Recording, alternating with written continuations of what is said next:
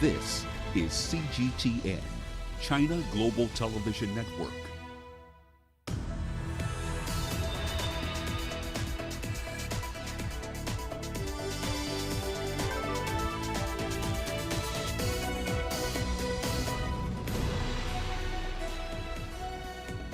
Hello there, welcome to this edition of Global Business Africa. In the next 60 minutes, we'll run through the business and economic news stories you need to know about from Africa and beyond. But first, a quick run through the markets for you.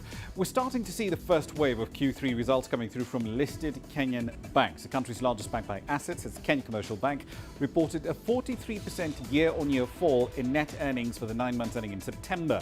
$100.9 million was a number there. Now, that decline is due to a rise in loan loss provisions as loan default rates rise. NPLs as a percentage of its loan book nearly doubled from just about 8% a year earlier to over 15% by the end of September. KCB shares are down about 30% so far this year, but they did close 2.4% higher today. Here's what's coming up tonight. We'll be taking a closer look at the South African government's nuclear power plans.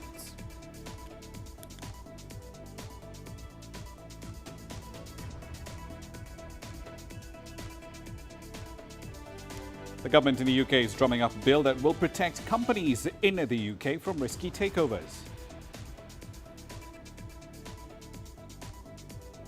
And Ethiopian Airlines has taken delivery of 2 more Airbus planes. There are now 16 such aircraft in its fleet.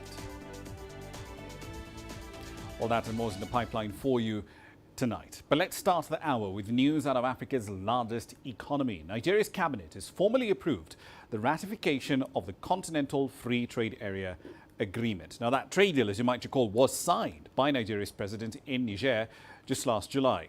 Nigeria's information minister made the announcement after a virtual meeting of the cabinet presided over by President Muhammadu Buhari. Nigeria had withheld ratification of the deal after it signed the trade agreement last year, saying it still wanted some assurances over grey areas and to make further consultations with local manufacturers. South Africa's energy sector regulator says it cannot yet make a decision on whether to support a government proposal to procure some 2,500 megawatts of additional nuclear generation capacity. The regulator had received a draft proposal on that nuclear procurement plan back in August, and it plans to approve public consultation on the matter instead. Now, Africa's most industrialized economy does regularly experience some pretty crippling electricity outages, partly because of fault at the state utility Eskom's coal-fired power station fleet. But many are opposed to this new procurement plan. They say it'll further stretch an economy that is already doing pretty badly. So let's dig a little deeper into this particular story. Angelo Coppola joins us now live from Johannesburg with more. Angelo, let's start with the big picture here. What's the government rationale for spending more money from taxpayers contracting an extra 2.5 gigawatts of nuclear generation capacity?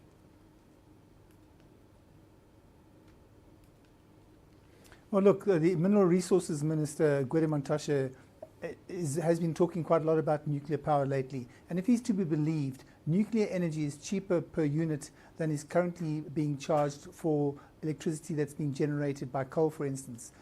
It's been suggested, though, that Mantashe might have his numbers wrong, and he might be looking at the unit cost after the reactors and plants have been built and built, or they're operated as a build, operate and transfer. Mantashe has, of course, made no secret that the government can't afford the big-scale nuclear reactors that they were looking at in the past, but he is looking at smaller reactors for that 2,200 odd megawatts that he wants.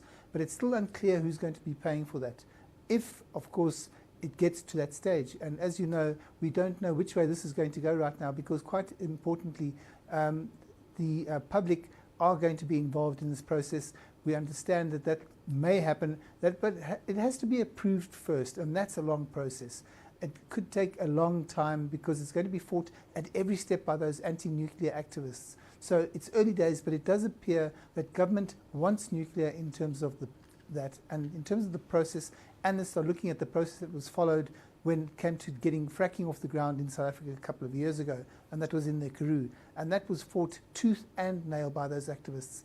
And it's in the court as well and being fought as we speak right now. So it's going to be a long, drawn-out process, and we don't expect any solutions or any interactions anytime soon, Raman. Let me pose a hypothetical here. Let's assume, for argument's sake, that they do get to actually build this extra 2.5 gigawatts of capacity. Where does that leave Coburg, the only active nuclear power station on the continent? Will they still keep it running? Will they shut it down?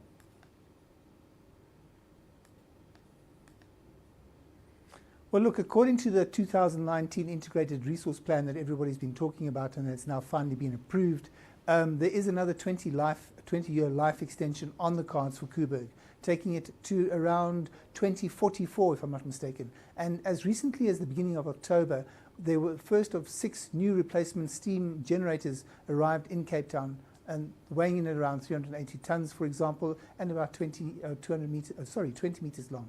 It's the first of 3 that will be installed into Unit 1 at Coburg between February and June of next year. So the total program budget there to extend Coburg's life by that 20-odd years is currently pegged at around $1.25 billion.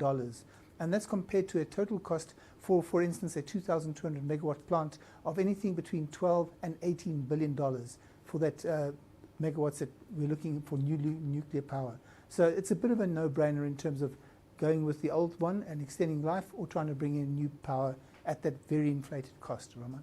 The country, of course, has spent hundreds of billions of rand procuring, I believe it's 10 gigawatts of fresh generation capacity from these ginormous coal-fired power plants, Medupi and Kusile. And neither of them is 100% finished or 100% online. Has anyone been held to account for this waste and this multi-year delays? No one's been held directly or, in fact, indirectly responsible for what happened at Eskom to those 2 power plants. Amongst them, in fact, the 2 biggest in the world. There were delays, there were design flaws, there was waste, there was fruitless expenditure, and at present the suppliers, the contractors and the subcontractors are all bearing the brunt of who's to blame. There are lawsuits by the dozen that are pending, that are underway, their claims, their counterclaims, and they're going to take years, if not decades, to bring to court. Many of them, of course, are involving international groups, which leads to the possibility of jurisdiction issues as well. So it's a bit complicated. It's seen by some analysts and mega project specialists as the perfect storm. In a perfect world, of course, it would probably have been suggested that the CEO should take the final responsibility for those 2 projects not coming in on budget and coming in on time. But that was always going to be a difficult problem to resolve at Eskom because, as you know, it's had around 11 CEOs in 11 years. So there's not much consistency there. So no one to blame, no one taking accountability, and we muddle along. Ramah? Indeed. Of course, Andrew de Ruyter, the current CEO, has quite a mess to clean up. One last question for you, Angelo. In his State of the Nation address earlier this year, the President said he intended to give South African municipalities more room, the legal room really, to generate their own power. Cape Town has been pretty eager to pursue that, but when can this policy become reality? Well, look, Ramaphosa has delegated that responsibility to Public Enterprises Minister Pravin Gordhan, and he has a problem on his hands that he's got to resolve first, and that's the outstanding debt that many of those municipalities owe to Eskom. And without a clean bill of health, it's going to be highly improbable that municipalities will be able to go and raise their own capital in the markets because they'll have that poor or tainted track record of non-payments. So it would naturally then turn, or the municipalities would then obviously turn to National Treasury for funding to get their own power plants in those cities and regions built. And we know that the state coffers are virtually empty at the moment. It's been suggested, though, that the municipalities aren't also properly skilled to start, manage and operate any power plants themselves anyway. And then, of course, there are their revenue collection skills, which leave a lot to be desired. And let's, of course, not forget the increasing levels of unemployment in the country, and the situation becomes even more complicated. So policy may well be implemented fairly quickly, but when it comes to the real challenge, implementation, we have a problem. And we, of course, have a problem in terms of collecting revenue to fund those power plants. Ramon? Indeed. We'll leave it there for the time being. Angela Coppola in Johannesburg. Thank you.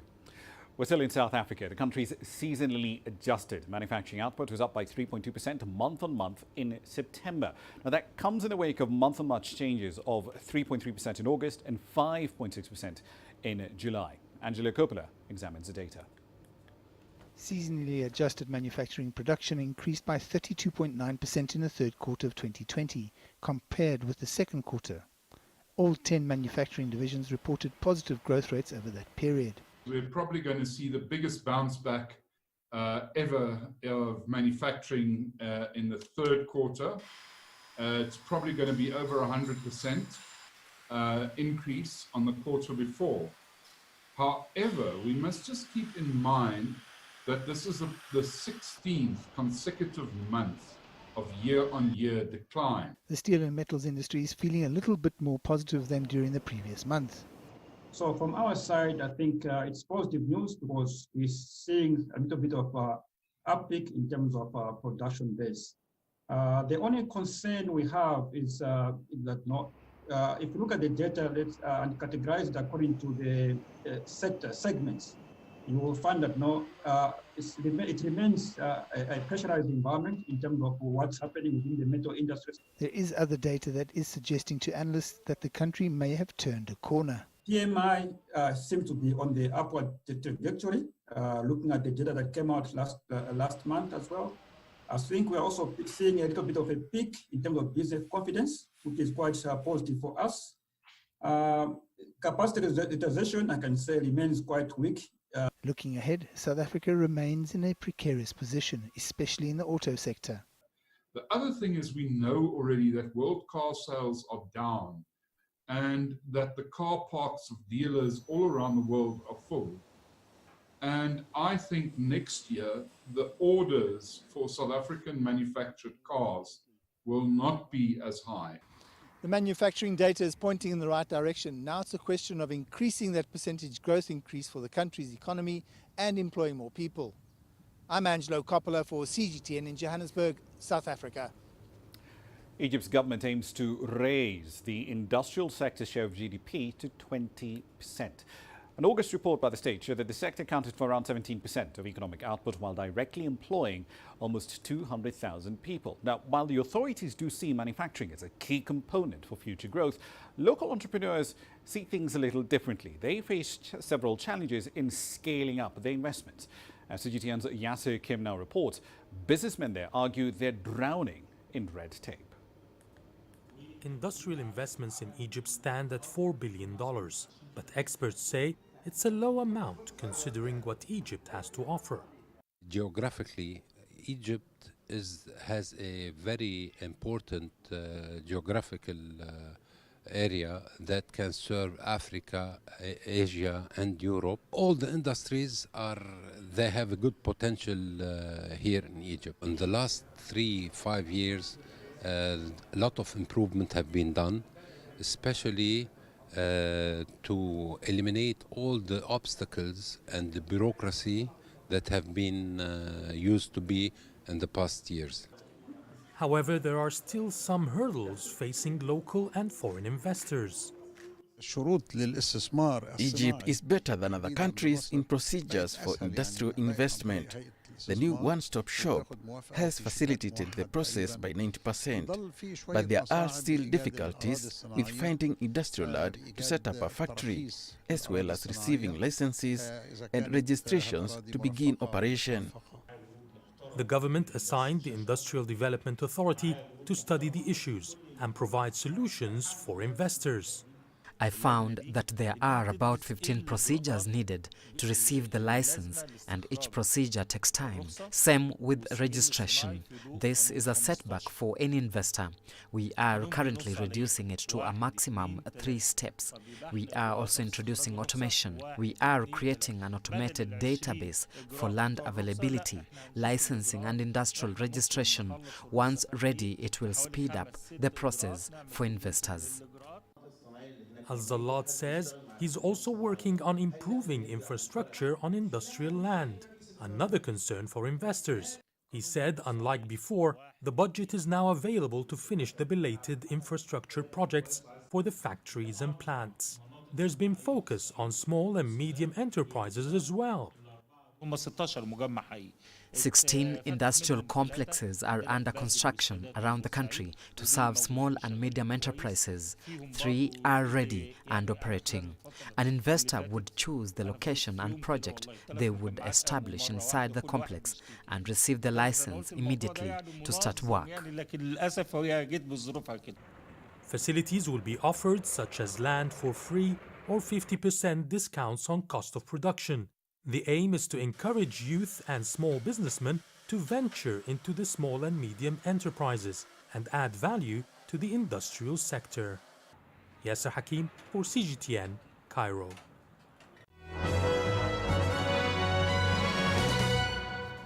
All right, then a quick run through some company headlines. Let's start with the world of banking. ABSA's Kenyan subsidiary has lost an 8-year battle with the Kenyan tax agency over a share of billions of shillings that are paid to multinational card firms like Visa and MasterCard as royalties. Judges at the Kenyan Court of Appeal ruled that the payments made by ABSA to these firms are royalties as far as Kenyan law is concerned, and therefore subject to withholding tax. KRA and the bank were in dispute over whether the payments made to multinationals were royalties, which would mean that ABSA was required to deduct 20% as withholding tax. Saudi Aramco wants to sell natural gas to China to help its largest client, as far as oil purchases are concerned, to make the transition to less polluting fuels. China pledged to become carbon neutral by 2060. It's now Saudi Aramco is looking at options to develop and supply energy sources as diverse as hydrogen or even new kinds of chemicals to broaden its trade relationship with China. The Chinese-owned short video sharing app TikTok has filed a petition in a U.S. appeals court challenging a Trump administration order set to take effect tomorrow. The August 14th executive order directed the app's owner, ByteDance, to divest from TikTok within 90 days. Now, the company said that it faces continual requests and it has gotten no clarity on whether its proposed solutions will be accepted. The company is seeking a 30-day extension that's permitted in the original order.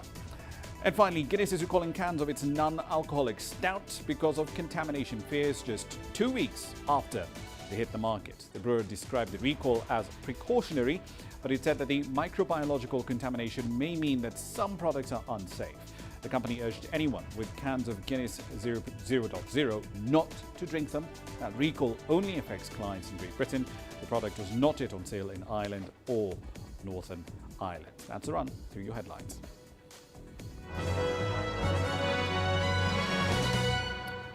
You're watching Global Business Africa. Here's what's coming up next.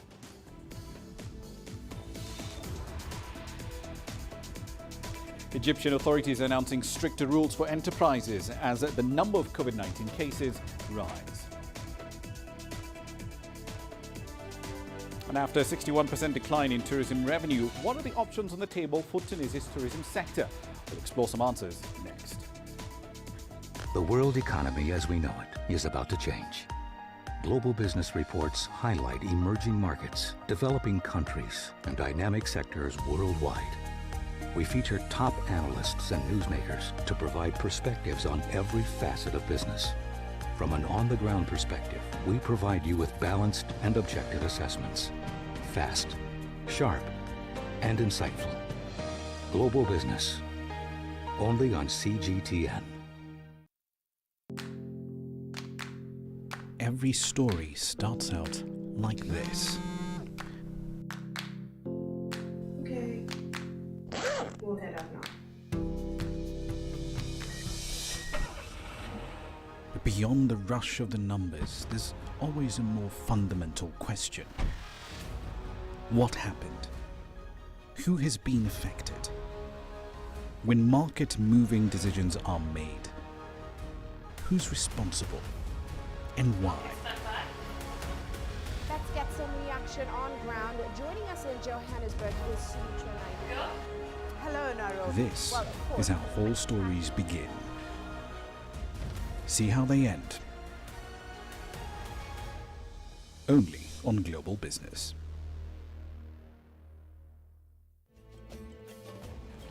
There's more to this place than just glorious landscapes. There's more to it than just, say, Table Mountain or glorious, endless salt flats. There's more to it than countries that are home to some of the deepest mines in the world. There is so much more to this place, even if it is home to some of the finest diamonds on the planet. It is the sheer diversity of the people who call Southern Africa home, and the relentless drive to make it a better place that make it so special. And we know that because this too is home.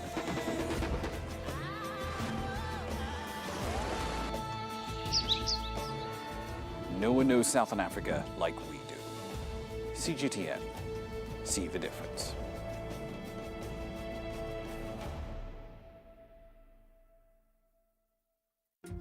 Africa is the nexus of enterprise, and global business will tell you why it matters. From the mega investment projects to multi-billion-dollar mergers and acquisitions. Africa today collects, just in terms of revenues for taxes alone, $545 billion a year. If you take 10% of that and you devote it to the energy sector, problem solved. All this on Global Business, weekdays at this time on CGTN.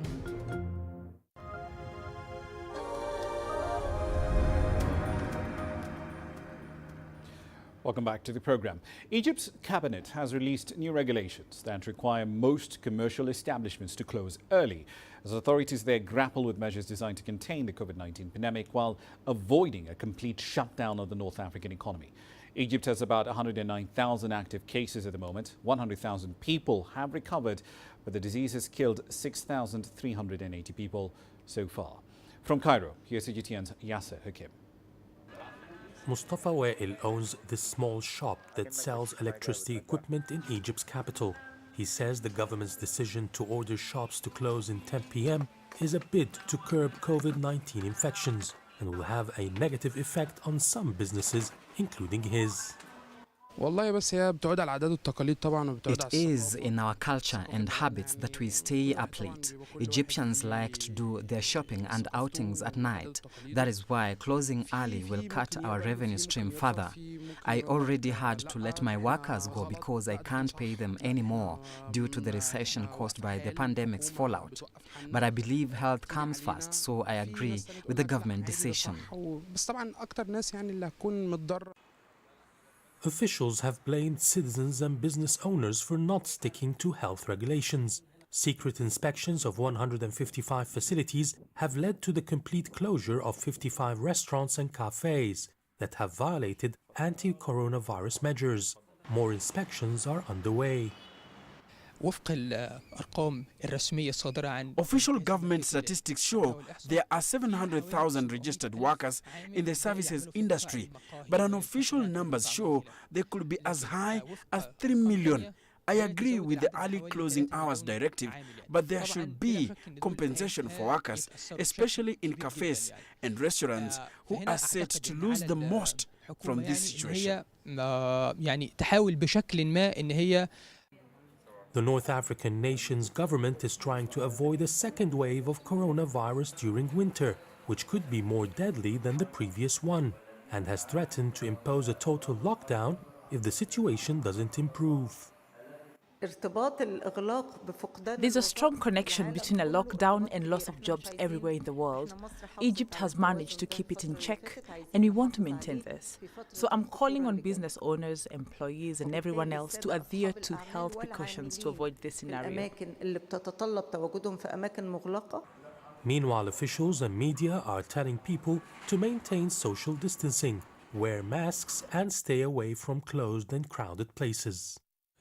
Although the infections are relatively low, at just over 200 per day, the government has put its hospitals on high alert as a precautionary measure, just in case the numbers keep rising. Yasser Hakim for CGTN, Cairo. Tunisia's central bank, in the meantime, says the 61% plunge in tourism revenue is mostly attributable to the COVID-19 pandemic. Tunisia does rely fairly heavily on its tourism sector for foreign currency earnings and jobs. But now it's facing the very real threat of seeing thousands of enterprises going bankrupt as foreign tourist traffic and spending evaporates. This protest of tour operators and travel agents has become an ordinary scene in downtown Tunis, where thousands of players in the tourism industry are facing an economic crisis.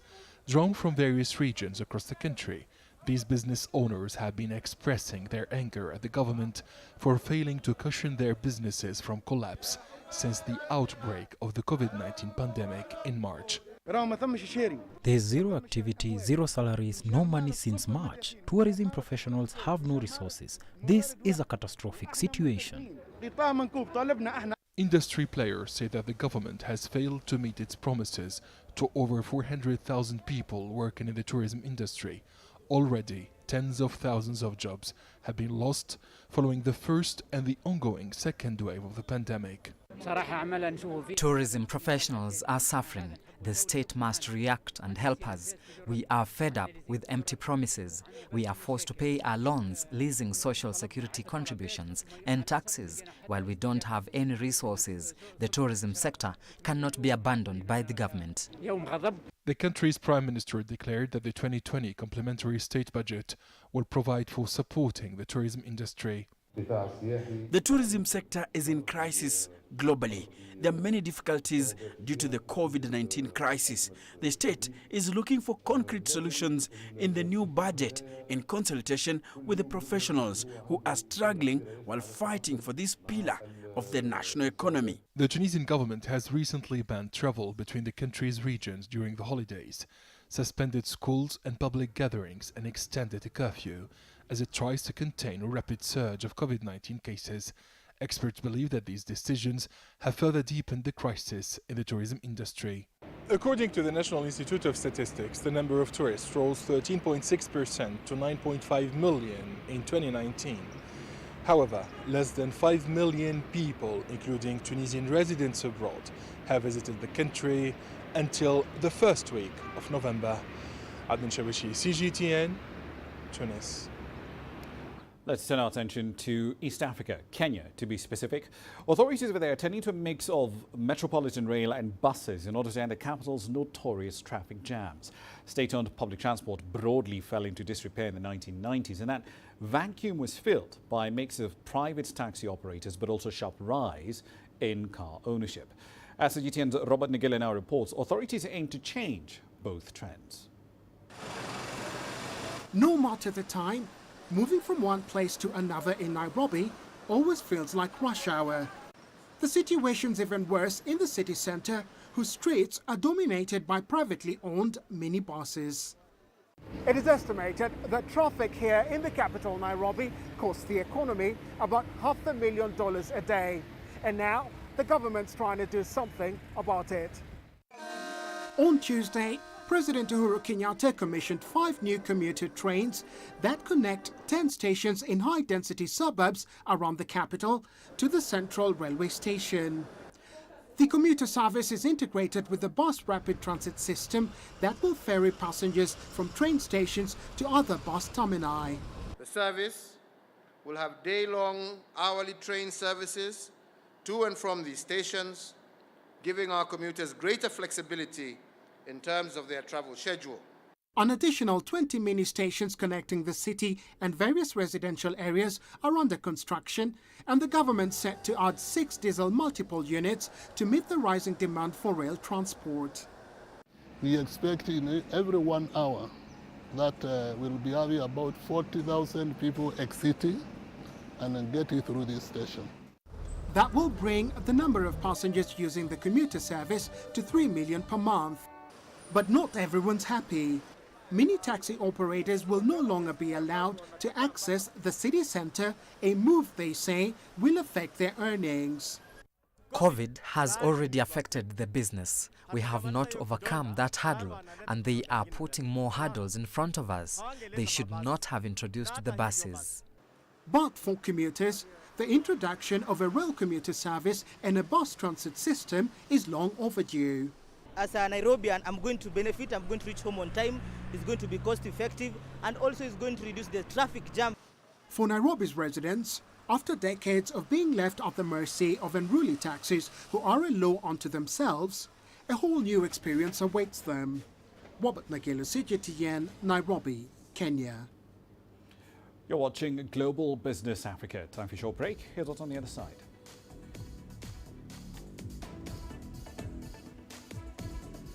We'll look at a proposed bill in the UK that will let the government shield firms from takeovers on national security grounds. And the tech giant Apple has rolled out portable computers driven by chips of its own design. What does this mean for Intel? We'll find out shortly.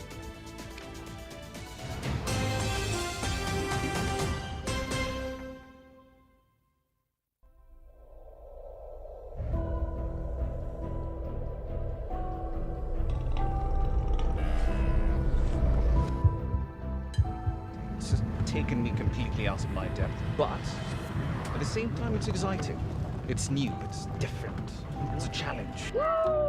It's really exciting.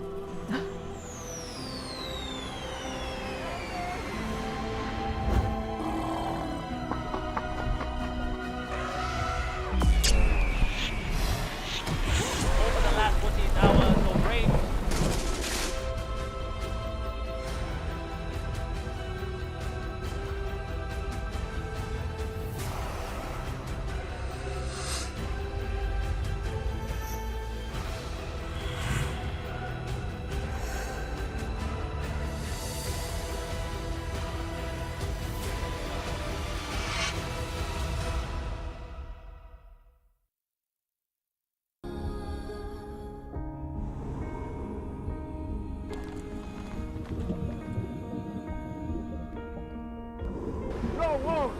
No one again began holding guns. Machine guns from police forces toward the protesters.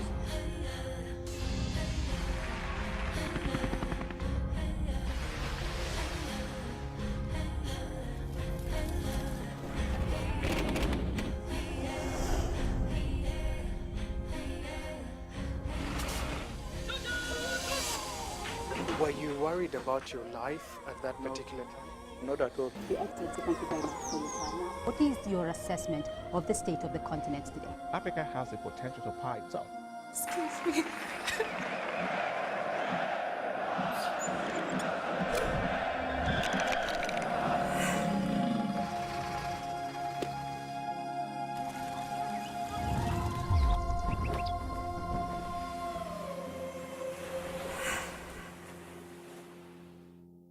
Business in Africa is at a crossroads. We celebrate those who are adopting and thriving despite the challenges, from grassroots to big businesses. Global Business takes you along for the ride as we track the making of a giant. Only on CGTN. I try to not let it affect me, but there are days when it does. I'm a human being, and to see patients in a hospital bed and their family members are not there, there's no one there to hold their hand, that human touch, you know?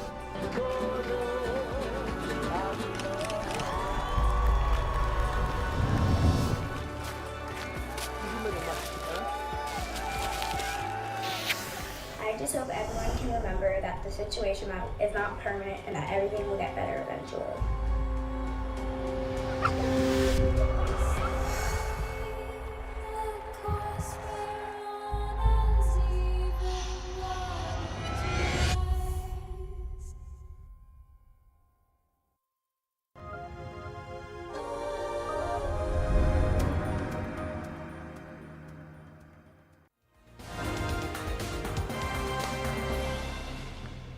Welcome back to the program. Let's run through some of the stories making your headlines at this hour. Starting with the United Nations, it's warning of a humanitarian disaster in Ethiopia.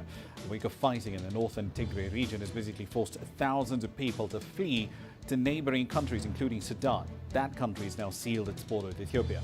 Still, Ethiopia's neighbors in the Horn of Africa, like Kenya, hoping to bring both sides to the negotiating table.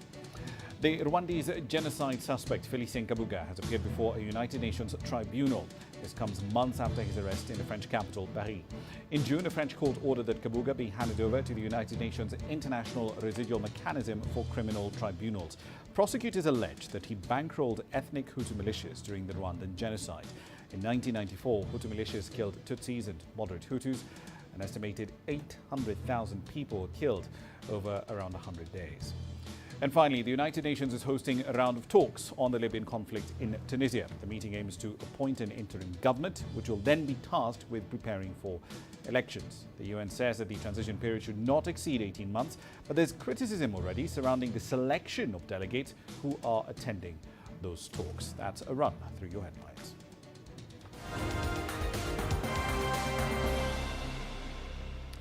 On to the United Kingdom now. The government over there plans to introduce new legislation that will essentially give it the power to block foreign takeovers of firms in the UK on national security grounds. And this comes in the wake of concern about the activities of some foreign companies. The National Security and Investment Bill will allow the government to either modify the terms of takeover deals by foreign companies or even terminate them if it deems that there are unacceptable security risks involved. Now, these proposals mean essentially that companies from any country that plan to buy out a firm in 17 key sectors, that includes energy, telecommunications, defense, in some cases applies to healthcare, will be required by law to tell the government of their plans. So let's explore what this means in a bit more detail. Elena Casas joins us now from London with more data on this story. Elena, the government has intervened on national security grounds in foreign takeovers about 12 times, as far as we know, since 2002. So what prompted this update to existing legislation? What problem is it trying to cure?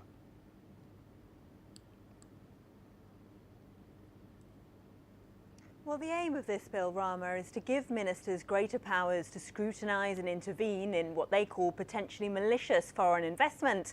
It will also bring Britain into line with other countries. 12 times since 2002, as you mentioned there, is actually very little compared with countries like France and Germany, where this sort of intervention in foreign takeovers is more routine. And the US and Australia have also shaken up their rules on foreign investment in recent months.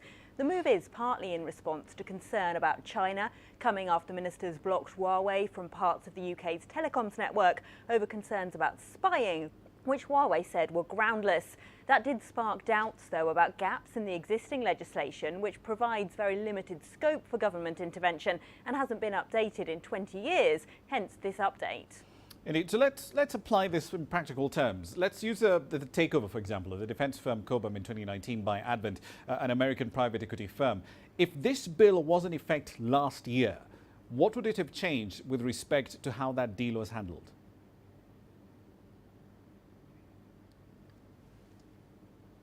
Well, it does seem that that £4 billion deal is one that would attract extra scrutiny under those rules, as would, for example, the recent takeover of satellite firm Inmarsat by a private equity group. Those have been two of the biggest UK public companies to go private in recent years. So we are talking about big deals that would be affected. And so, of course, would deals that are currently on the table, like the three-way takeover contest for the world's biggest security company, G4S. British ministers are keen to stress the vast majority of deals would still go ahead without intervention, and they've sought to offset concerns about potential delays by promising they'll make a decision within 30 days. They say Britain is still very much open for business, but there is some concern investors could be put off by the added uncertainty.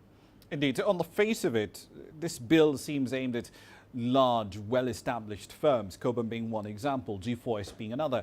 But how would it deal with the purchase of startups, particularly tech startups, because that's part of the 17 fields that are covered in this bill?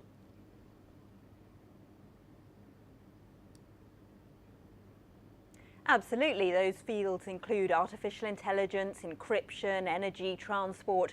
So yes, most tech startups likely would be covered by this legislation. The current rules only allow the authorities to intervene if the target asset has an annual turnover of more than £70 million, or if the merged business would have a market share of more than 25%, whereas these new rules would apply regardless of the size and the value of the firm. But the move is intended to bring British regulations into line with other Western partner nations like the US and Australia, and aims to address a perception Britain is a regulatory light touch. Indeed. Let's see how this does play out. Elena Casas in London. Thank you. Now, speaking of tech, Apple, you know, that company in Cupertino, California, you might have heard of it. It held its third virtual product launch event in as many months on the 10th of November. This time, though, it focused on its line of portable computers, its Macs, and it switched to even tighter vertical integration with the introduction of its own processor, the M1. As CGTN's Mark New now explains, this is just the start of a switch away from a reliance on another tech titan, Intel. Apple billed the event with the phrase, "one more thing," the famous words co-founder Steve Jobs used to introduce the iPod. But there is just one more thing. It's time to talk about the Mac. Apple introduced new versions of its flagship MacBook Air and MacBook Pro laptops, and also the Mac Mini. For the first time, all of them no longer use chips from Intel or any other outside company, but instead use an Apple-designed silicon chip called M1. M1 is the first system on chip or SoC for the Mac. Let me show you what that means. Until now, a Mac needed multiple chips to deliver all of its features. It had chips for the processor, I/O, security, and memory. Now with the M1, these technologies are combined into a single SoC, delivering a whole new level of integration for more simplicity, efficiency, and amazing performance. Apple claims the M1 delivers twice the performance of the latest PC chip competitors while consuming just 1/4 the power. From what they've shown so far is that the real boost will be in power efficiency, getting better battery life. And if they hit those numbers that they posted today, 16 hours true battery life on the MacBook Air and 20 on the MacBook Pro, that's a huge achievement. Even though Apple now makes its own chips, it didn't pass a whole lot of the savings onto the consumer. The MacBook Air and MacBook Pro still retain their original starting prices of $999 and $1,299 respectively. But tech analyst Baharin says if those new products do hit their power and efficiency benchmarks, then consumers will get more of a bang for their buck. The entire smartphone growth factor has somewhat peaked. Apple is still making a lot of money there, but globally it's kind of peaked. That means that Apple has to put more emphasis on some of their other products.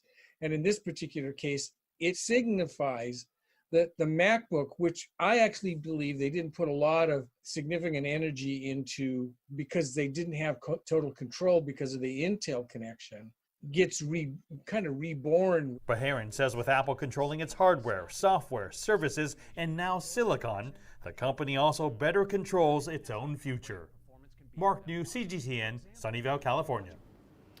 Onto the world of e-commerce now. Let's turn to China's online shopping extravaganza known as Double 11. Of course, it's on the 11th day of the 11th month of the year.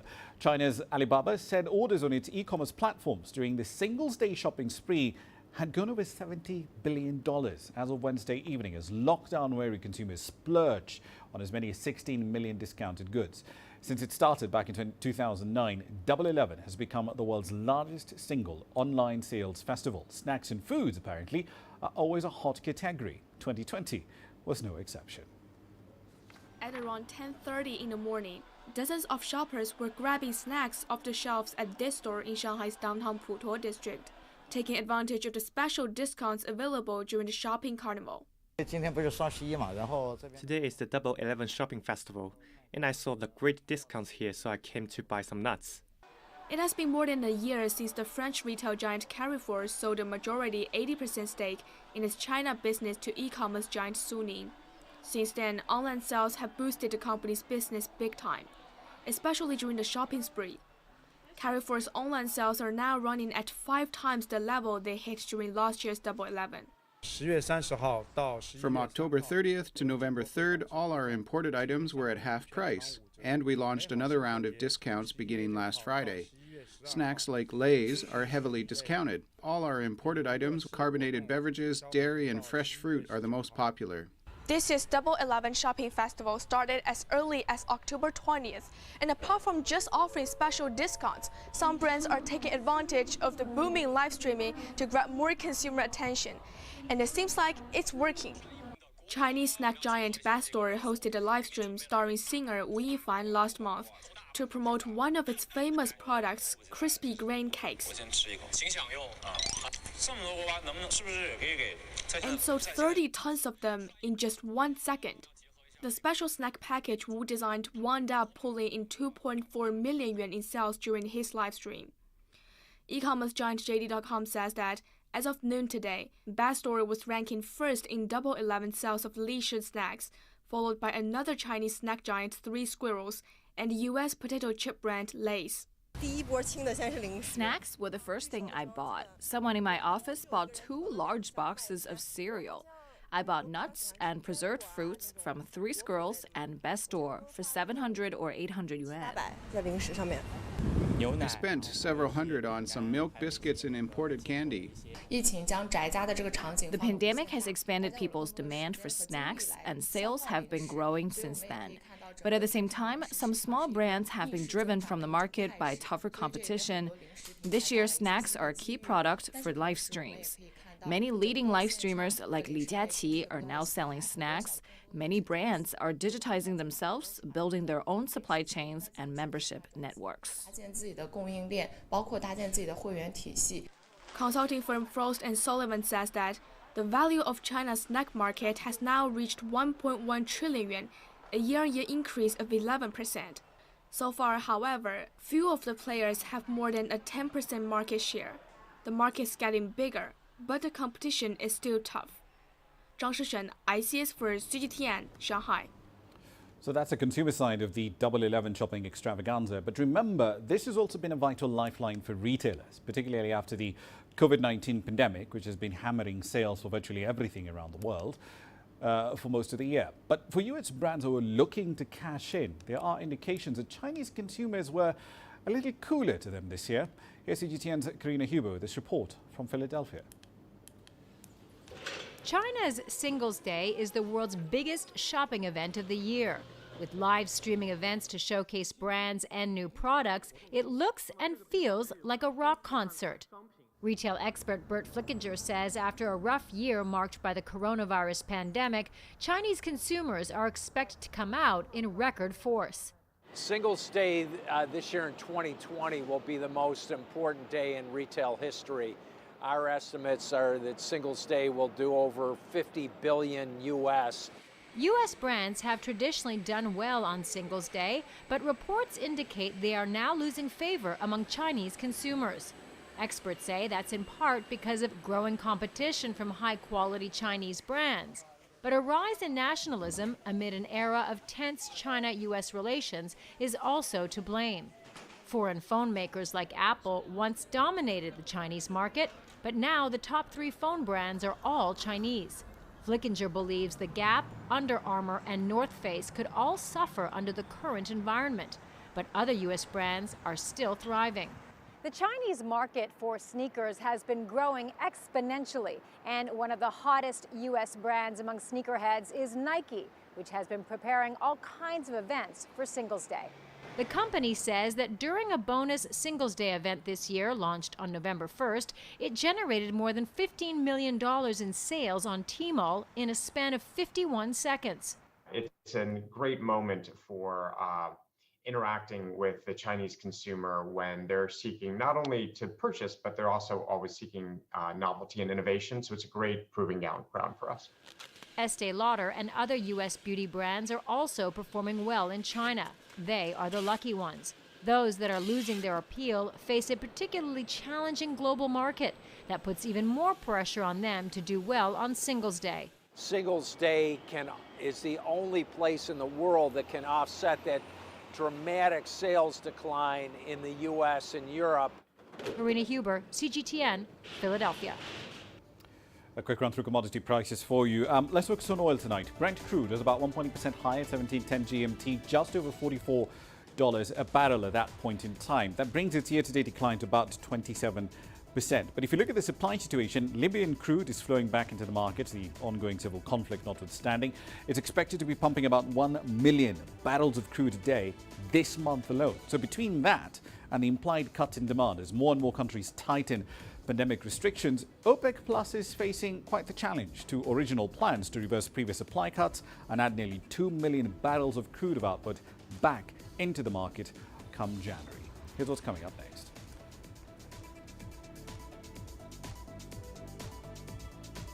Africa's largest airline now has 16 Airbus planes in its fleet. We'll look at the latest arrivals.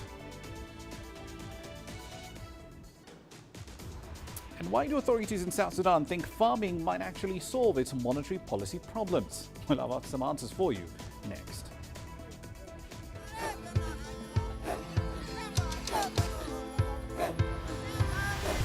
Africa is a continent of diversity, with varied climates and enchanting geography, and a people so distinct, but with a shared enduring spirit.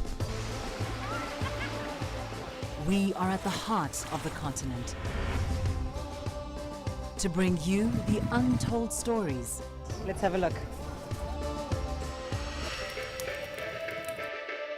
We celebrate Africa as it shapes its own destiny.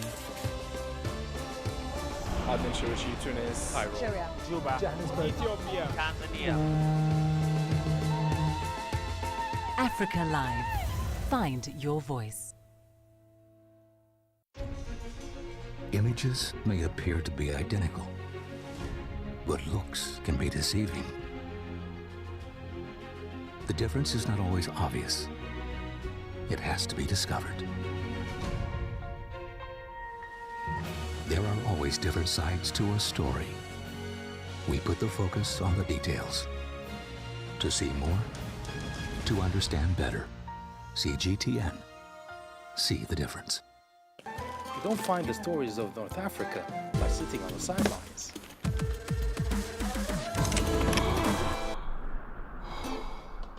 No one else will take you where we can in North Africa.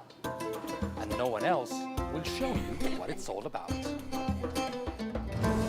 CGTN, see the difference.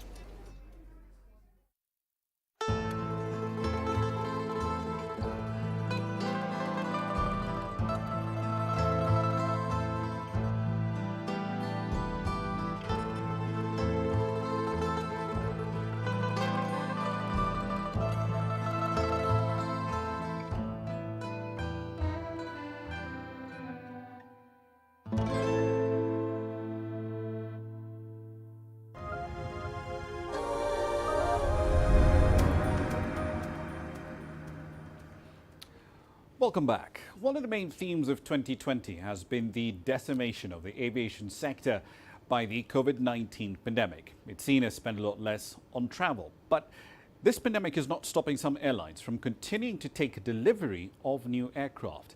Ethiopian Airlines has taken delivery of 2 long-haul jets from Airbus. The addition of this pair of A350-900s brings the total number of Airbus birds in its fleet to 16. CGTN's Coletta Njohi has that story on Grassroots. Ethiopian Airlines has added 2 new Airbus planes to its fleet. They will be deployed on the airline's long-haul routes connecting Addis Ababa with destinations in Africa, Europe, the Middle East and Asia. And the airline is making a push to attract more business passengers. The industry came up with a new design, which is 1 seat here, 2 seats here, and 1 seat there. So by doing so, the passenger in the window side, in the window seat, has an exit of his own. Ethiopian Airlines takes delivery of these aircrafts as the entire air transport industry is struggling to stay afloat due to COVID-19. While other airlines in the continent shut down during the pandemic, Ethiopian Airlines took a different approach. By diversifying, carrying cargo, not passengers, the airline managed to continue operating. Although it did not stop commercial passenger flights during the pandemic, the planes were essentially empty, except for cargo. The company suffered a loss of over $500,000 from a sharp decline in passenger services in a span of about 6 months. Now it is hoping to use these modern airplanes to boost business. Unlike the older similar models that could carry 343 passengers, this new design has space for 12 more. The new design will attract more passengers, and it will help us also to compete better with a better competitive advantage. So we'll win further, more battles in the competition, and it will give us also to increase revenue because now we are taking 12 more passengers, and it will also create confidence in the customer. The airline is yet to regain confidence in Boeing after the March 2019 airplane crash that killed all the 157 people on board a Boeing 737 MAX 8. Its other 4 similar models remain grounded. 25 airplanes are yet to be delivered by Boeing. Their orders have not been cancelled. Coletta Njohi, CGTN, Addis Ababa, Ethiopia.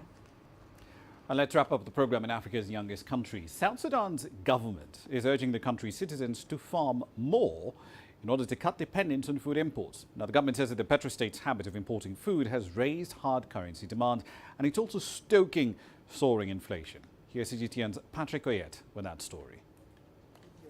South Sudan's government says the country imports most of its food from Uganda and Kenya. Juba says relying on food imports is hurting the economy. Some items or some food items that are being imported now can be produced here. and you will not need to import them. Issues like potatoes, like onion, and so forth, cannot just be imported at a time when we have the land, and we have a very fertile land that where we don't use even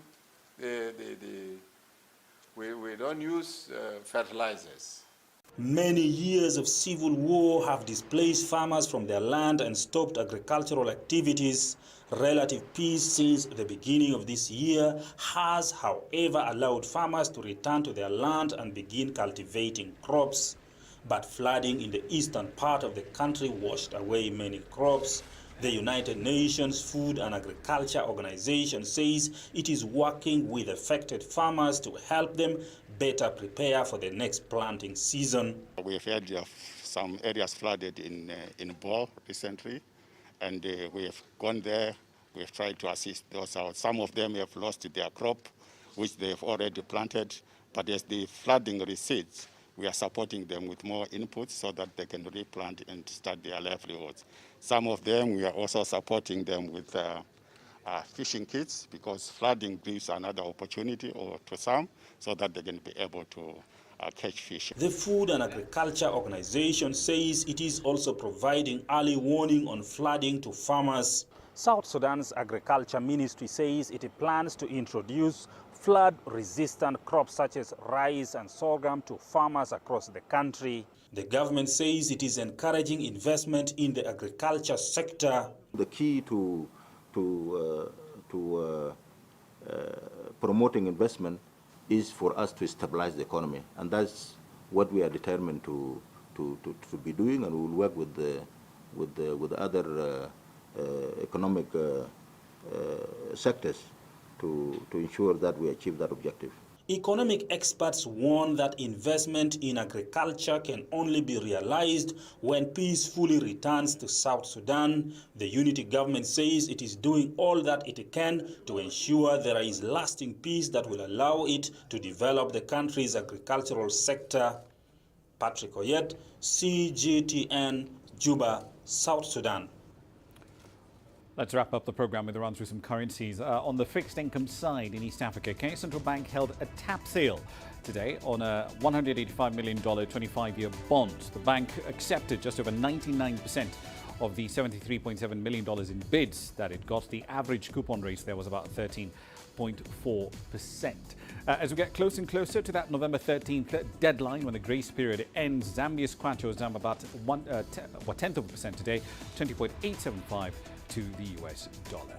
That's it for this edition of Global Business Africa. As always, we'd like to hear your thoughts on the content you've seen on the program in the last hour. Many ways to get your thoughts back to us, all of them on your screens right now. I'm Ramah Nyang in the Kenyan capital, Nairobi. The World Today's up next from Washington, D.C.